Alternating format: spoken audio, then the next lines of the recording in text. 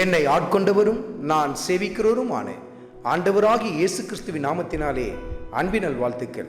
கிறிஸ்து இயேசுவுக்குள் மிகவும் பிரியமான அன்பு சகோதர சகோதரிகளே, அப்போஸ்தலர் நடபடிக்கைகளின் புத்தகத்தில் 19வது அதிகாரத்தில் 26வது வசனத்தின் முதல் பகுதியை குறித்து கொண்டு தியானித்து பாருங்கள்.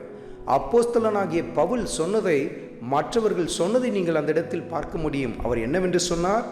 கைகளினால் உண்டு பண்ணப்பட்ட தேவர்கள் அல்ல என்று சொல்லி அந்த இடத்தில் அவர் பிரசங்கித்ததையும் அந்த பிரசங்கத்தை கேட்டவர்கள் சொன்னதையும் நீங்கள் பார்க்க முடியும். பாருங்கள், கைகளினால் செய்யப்பட்ட தேவர்கள் யாரல்ல? தெய்வங்கள் அல்ல.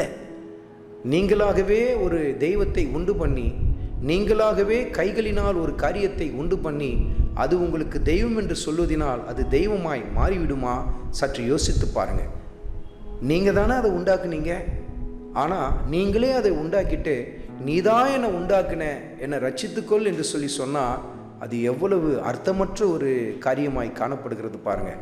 அருமையான மகனே, அருமையான மகளே, கைகளினால் கட்டப்பட்ட ஆலயங்களும் ஆலயங்கள் அல்ல, கைகளினால் செய்யப்பட்ட தெய்வங்களும் அல்ல. ஆண்டவர் இயேசு கிறிஸ்துவை பற்றி பிடித்து கொள்ளுங்கள். அவரே ஜீவனுள்ளவர், அவரே மெய்யான ஒரே தேவனாய் இருக்கிறார். எல்லாவித கைகளின் கிரியைகளை தூக்கி எறியுங்கள். இது இயேசுநாதருடைய சொரூபம் என்று சொல்லி வணங்கி கொண்டிருக்கிறீங்களா? இல்லை, அது கைகளினால் செய்யப்பட்ட ஒரு சிலை தான். பாருங்கள், அது தூக்கி எரிஞ்சிடுங்க. அதனால் எந்த பிரயோஜனமும் இல்லை. அவையில் கண்கள் இருந்தும் காணாது, காதுகள் இருந்தும் கேட்காது, வாயிருந்தும் பேசாது என்று சொல்லி வேத வாக்கியங்களில் எழுதப்பட்டிருக்கிறது பாருங்க. அது ஆண்டவர் அறியாத ஜனங்க செய்கிற விக்கிரகங்களுக்கு மாத்திரம் இல்லை. எனக்கு ஆண்டவர் தெரியும், நான் ஆண்டவரை அறிந்திருக்கிறேன்னு சொல்லி நீங்கள் ஒரு விக்கிரகத்தை செஞ்சாலும் அதுவும் அப்படி தான் பாருங்கள். அது என்ன பேசுமா? அது என்ன பார்க்குமா? அதுவும் ஜீவனற்ற ஒரு காரியம்தான். ஆண்டவர் இயேசு கிறிஸ்துவின் வார்த்தைக்கு நேராய் திரும்ப ஆரம்பியுங்கள். அவரே மெய்யான ஜீவனாய், நித்திய ஜீவனாய், அவரே மெய்யான தேவனும் நித்திய ஜீவனுமாய் இருக்கிறார் பாருங்கள்.